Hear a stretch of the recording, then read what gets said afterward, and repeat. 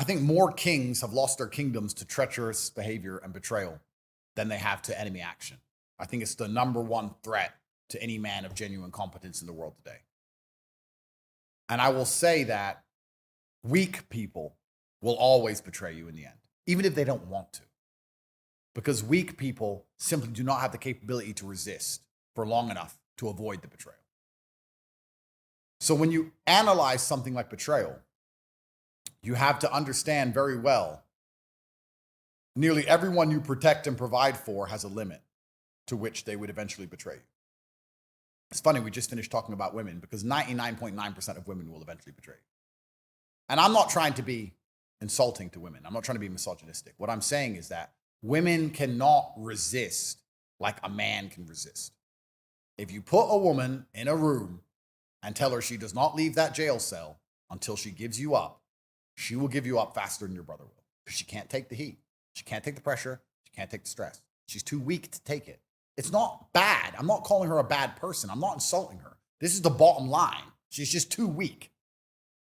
So when you look at things like betrayal, you have to analyze who betrayed you out of genuine malice and who betrayed you out of a lack of capability. If I'm holding your hand and I'm on the edge of a cliff and you're holding my hand and you hold as long as you can and your arm gives way and I die, is that betrayal or did you do your best?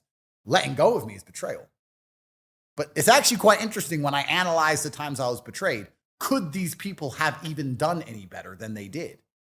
Which then makes you analyze the meta point of who's in your life in the first place and how capable are each of these individuals in certain scenarios. And why did you let them in? Well, that's right. The next logical conclusion is, of course, not everybody you know can be a Spartan soldier from Planet Hero. So then what do you do with all the weak people in your life? Because I do have females in my life and some weak guys, people I know. Well, now you have to curate your relationships and your realities with them in a way that makes it very difficult for them to betray you. I've had girlfriends for 5 years who don't know my job. They don't know my address. They don't know where my property is located. They don't know anything about me.